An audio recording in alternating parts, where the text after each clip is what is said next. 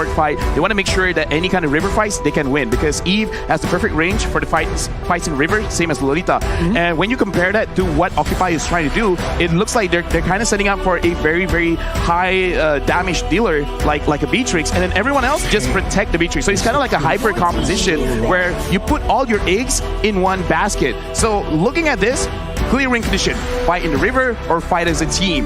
Very easy to execute. And for the side of Occupy, protect the Beatrix and whoever their mid laner their mid laner is going to be. Yeah. And then just try to win off of that. And it becomes like, who can execute better? It's either the Farsa or the Valentina. That's what the mid lane is looking like for Occupy Thrones or a Lilia. A Khadira, perhaps. The Lilia looks a little better now given that there's a Lolita on RSG. That is true. I mean, for RSG right now, they still have yet to secure a gold laner, and they will require some serious DPS if they want to bank everything on the counter engage. Because for the side of Occupy Thrones, they have a lot of crowd control. They can cancel out that Numeron Blast as well. So RSG needs to position very, very carefully if they want to find success. Yeah, there's a solid 2 picks for CC. So they can scramble. Again, they have the way to buy time. But the question is that going to be enough? Because they just need one more. A marksman. Marksman for RSG and they're set.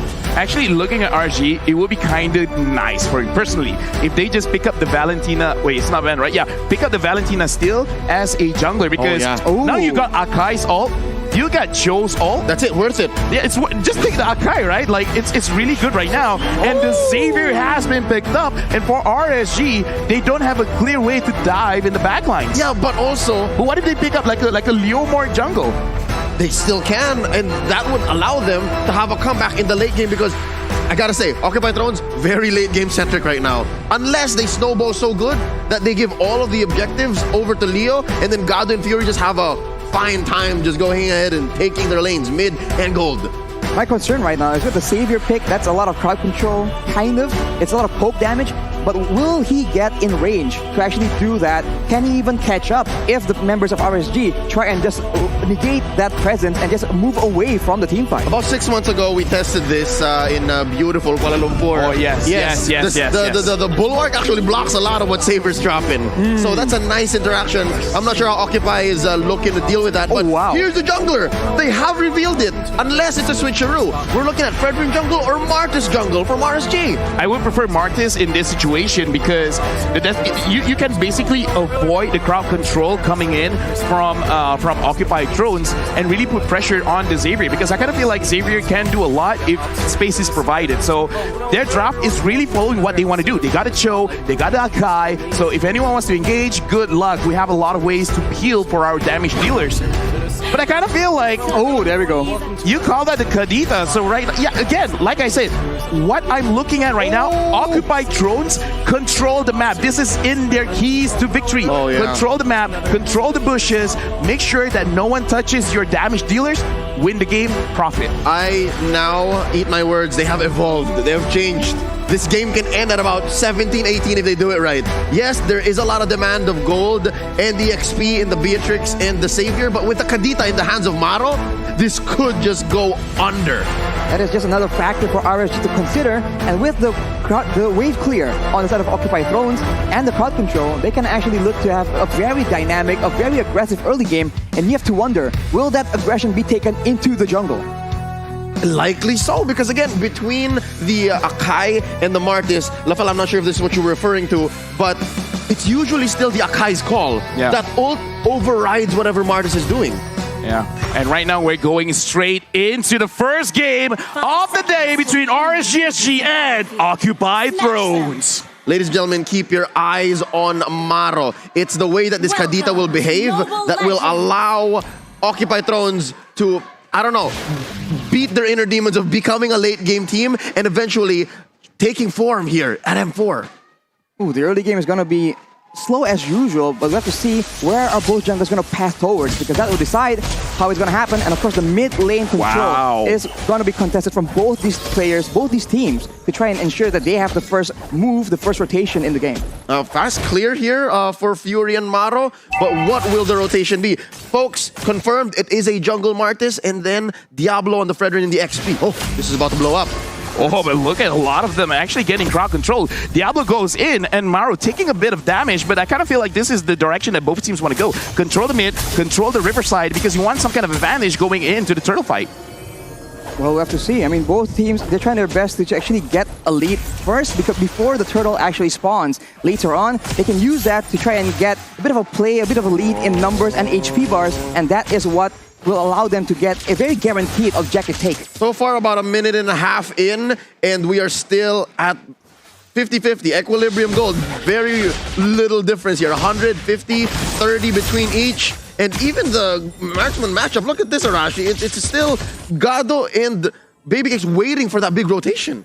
Usually you see that the Beatrix has a bit of an edge in the laning phase, but again, it's always a skill matchup. As you can see, Orbital is going for a big play, but Lolzy is forced to use that flicker defensively. That will mean that it won't be up for the play in the turtle, coming up now in 9 seconds. For me personally, that was super necessary because that was a very, very good catch.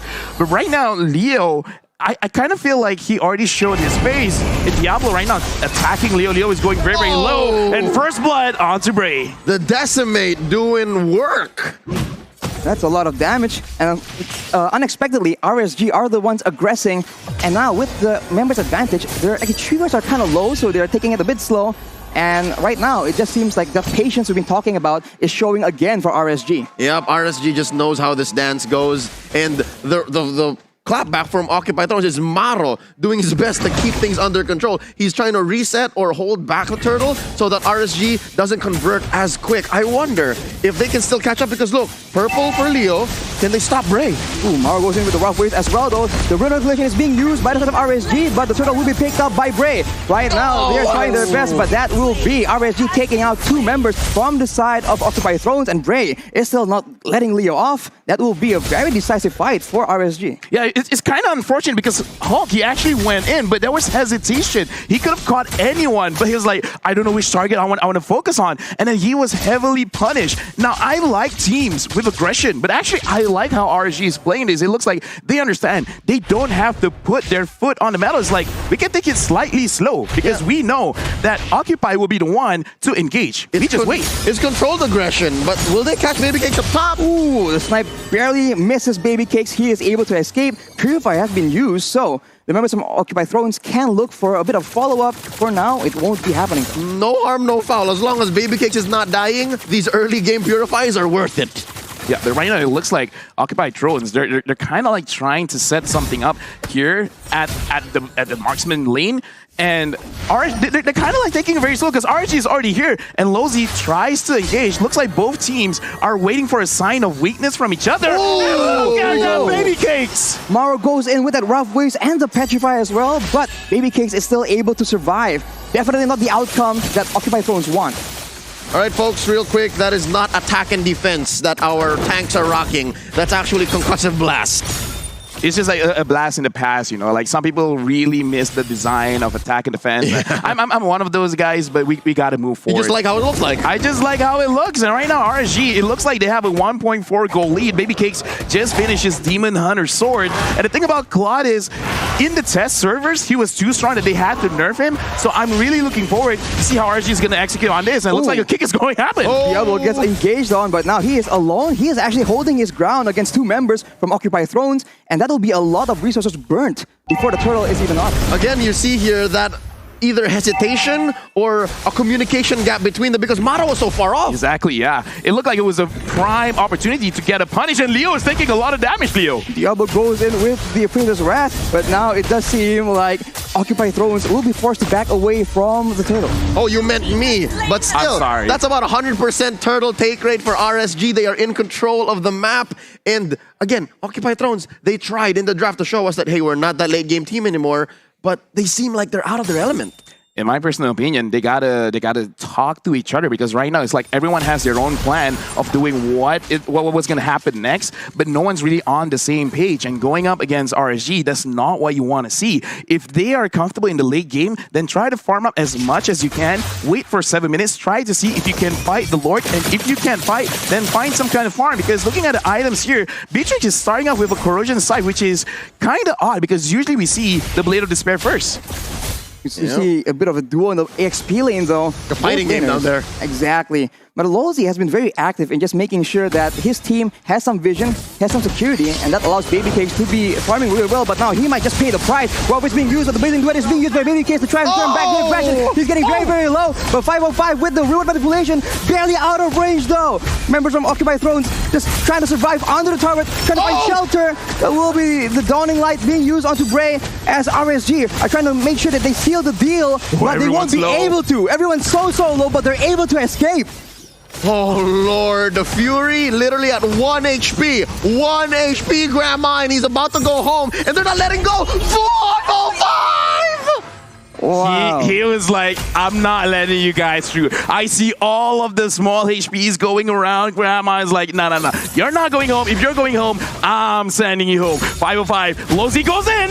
Ooh, no that's being used as well, but Gado will be taken out without any issue. Maro tries to turn back the aggression. Unfortunately, he is the one caught right now in the real-world manipulation. Rossway is being used to escape from this death trap between 3 members. It does seem like actually it will be turned around. 505 gets taken out because Leo comes in with the heavy spin, and that will be Occupy Thrones finding some success. It looks like RSG, they overstayed their welcome because Leo had so much time to rotate to that lane and actually make a difference. RSG right now have a very, very good turn for themselves because it's 2.6k. They have a lot of mad pressure. Right now, they just don't make mistakes because Babycakes, I would say right now, he can join the fight. He has a lot of damage. RSG, they can take advantage of Occupy Thrones being a little bit behind. 2.4k, that's a lot. Yeah, right there. That's how you see it, right? Babycakes goes in with the BMI and threatening God. Oh no, God is in trouble. He's very, very low. The Nuan Blast does not land on him, but the Blazing Duet will secure his fate. And on the other side, that is also RSG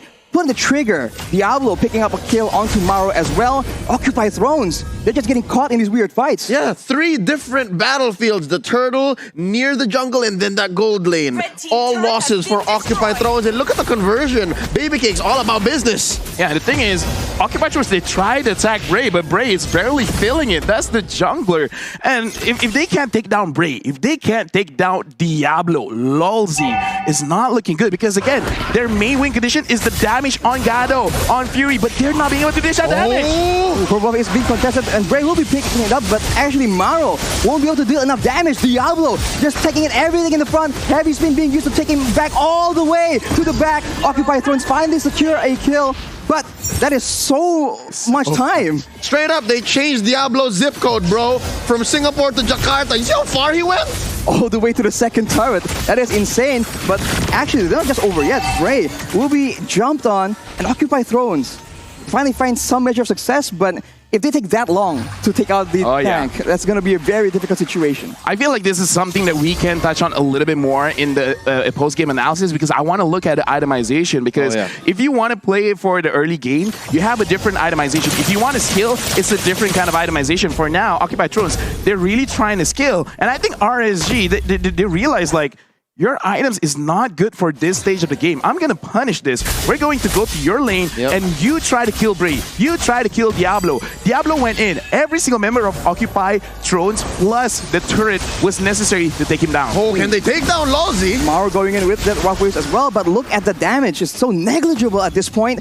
And just like that, the aggression has been stopped. I'm waiting on Fury. There's a lot of promise in the way Fury's throwing those beams. I think there's something here.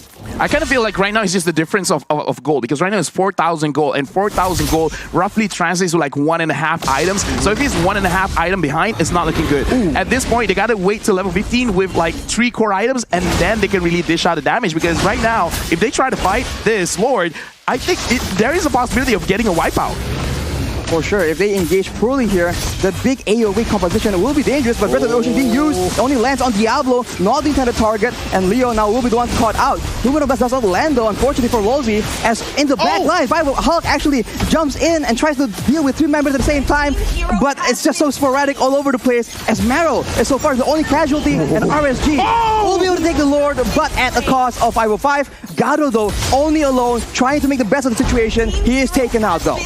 There's a lot of good concepts that OT, Occupy Thrones, are putting on the table, but it looks like they just can't find the timing and the execution to make it all work together. Well, right now, at 10 minutes, Fury 77, just finished his Lightning Truncheon. And for all of you mages, you guys realize when you have the Clock of Destiny and the Lightning Truncheon, that's a big damage spike. But this is 10 minutes, so that's why during the Lord fight, they tried, but it looked like it wasn't enough.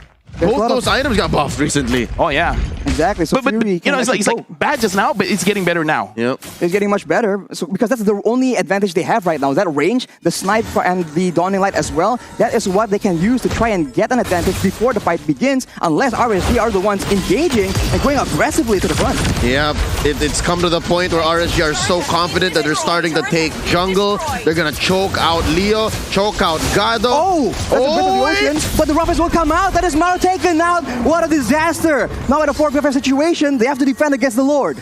And this is a base Lord, right? Number one Lord, they got it, what, about a minute and a half ago?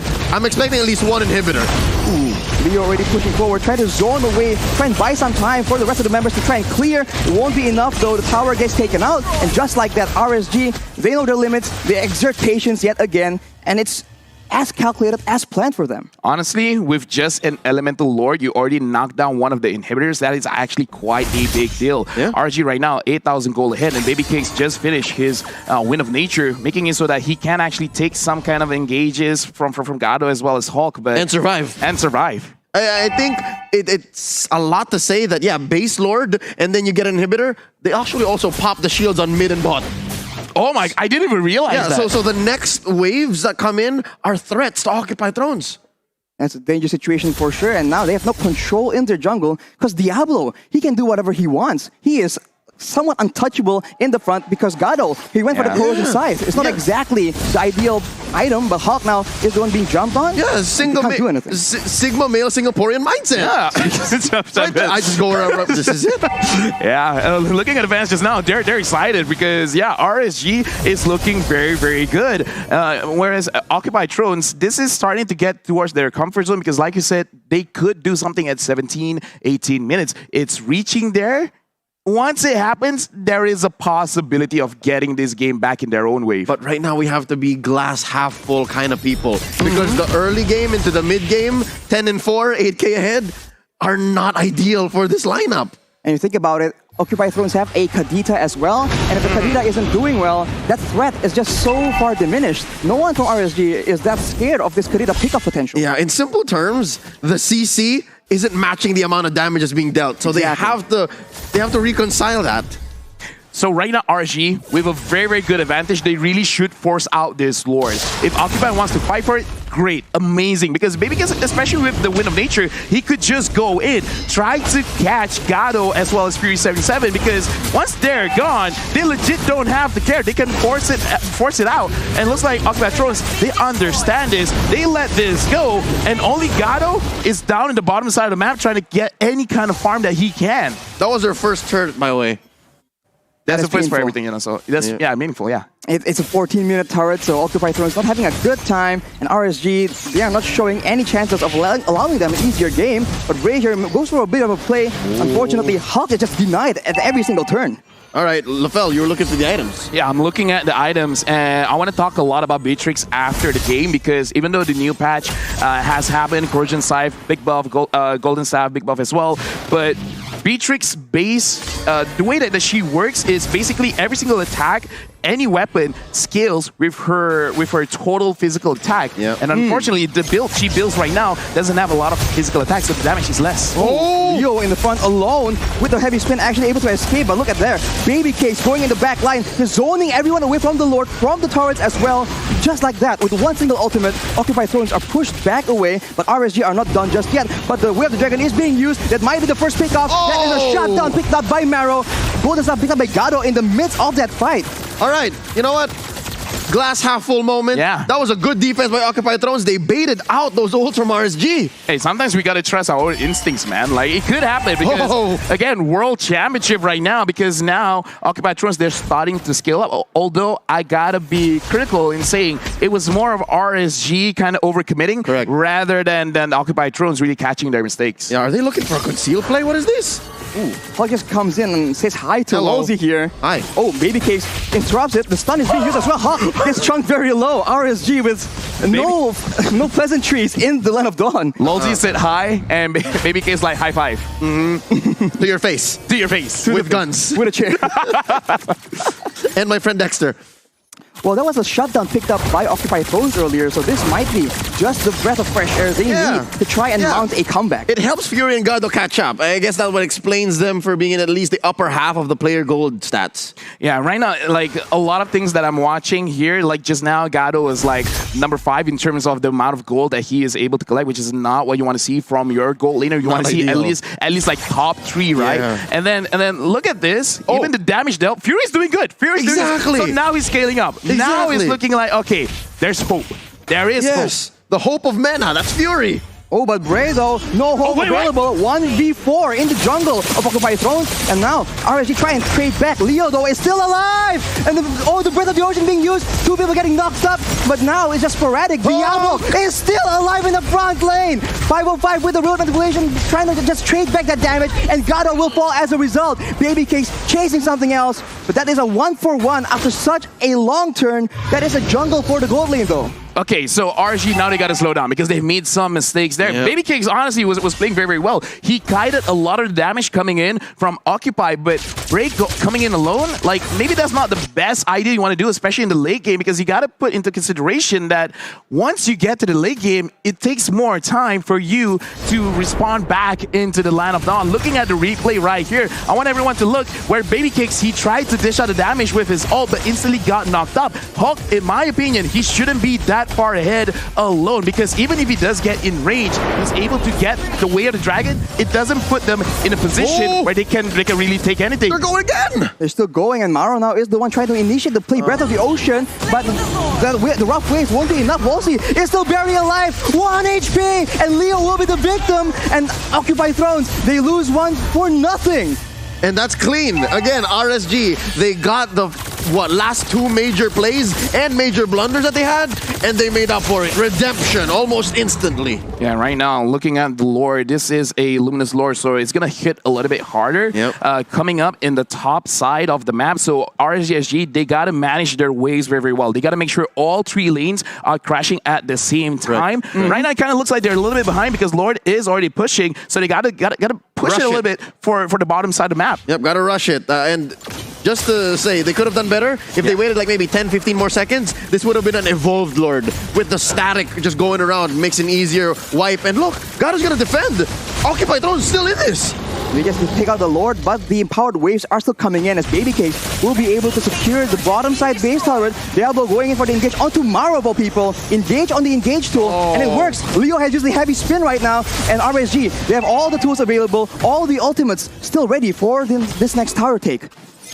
This is what Akai is so annoying. This is why Akai is so annoying, because it looks like RSG, they really want to go. They really want to end this right here, right now. But every single time Diablo or Bray tries to engage something, Akai's just going to push them away. Either push them away or push them towards his own base. So right now, RSG, they really want to make sure Lolzy catches this. Oh, aluminum glass with the flicker being used by Lolzy. And Leo, despite his best efforts, will be pushed away. Babycakes taken very low, though, shut down by Gado. And now Leo is able to survive from that very aggressive play. It's a 1-for-0 yet again for Occupy Thrones. Leo was on a tightrope. He was on the edge there. Could have sworn he was going to die, especially since he doesn't have the ult. Now he just got it. I was going to say, depending on how much CDR he has, it could make a difference. Bray! Leo with the heavy spin will catch Bray out. That's the Immortal being popped for nothing. That is unfortunate. And now with a 50-second death timer, Occupy Thrones have a window. Dude, I got to say, man, like our 18, 19-minute timers, like, we know what we're talking about. From the future. And right now, Occupy Thrones, they have the items that they need. They're forcing it down mid. Hulk went back, trying to make sure that no backdoor shenanigans will happen with the minions. So right now, RSG, they got to make sure that Leo is taken care of, because Akai, whenever it's so strong gets banned. Now not banned, getting picked less and less. But remind us again why it's so annoying. Even when you're losing, you can win. Yeah, no, it's I'd say one of those absolutes in the world of Mobile Legends. If you don't have the Purify, that heavy spin is going to make all the difference. Or flicker, honestly, because you can still flicker out even if he pins you down. But the timing is key. Speaking of timing, the Lord is here. If RSG can secure the Lord, and this time make sure that all 3 lanes crashes at the same time, it's good. But it looks like Occupy, they're starting the fight. Oh, yo. RSG, this is a clean go. Oh, look at Gado. He's so far in front, but it actually isn't going to be working out for them. Maro gets taken out as well. That is 2 of the main carries taken out. RSG Silpor out of nowhere, just getting such a good advantage. Occupy Thrones caught off position. Why was Gado there, man? I know. I mean, like, it's okay if he's there, if you got positions on the map to make sure that he sees what's coming, but it did not happen. Not just why was Gado there, but I think it was all RSG because Occupy Thrones, they had Hulk all the way up in the base. It was a 4v5 to begin with. They just steamrolled right over him, and that is just unfortunate. They need to play the front to back a lot more neatly, especially because Fury and Gado, they are relied on to provide the DPS, because without them, Diablo and Bri can just do whatever they want. Right now, looking at, because this is an evolved Lord, it looks like RSG, they're not trying to crash all 3 lanes together. They're just going to move with the Lord, get the buff, and try to end it now. Diablo engages. He gets a big taunt onto 2 members, but he is forced with the heavy spin, but he actually goes with the truncheon, and now it's chaos in front of the base of Occupy Thrones. It seems that RSG is going for the fight first, not straight for the base. It's very, very close though, and Occupy Thrones actually are starting to pick up some kills, but unfortunately, that will be the base taken out by RSG. The inevitable victory that RSG has been working towards in the past 20 minutes have come to fruition. Match 1 goes over to RSG SG. Now in this game, usually my post-game analysis, I will talk about the draft, but for this game, I'm actually going to talk about the items more. Again, congratulations RSG for winning the first match, and Occupy Thrones really push RSG, making it so that you're not going to stump us. We're gonna push it all the way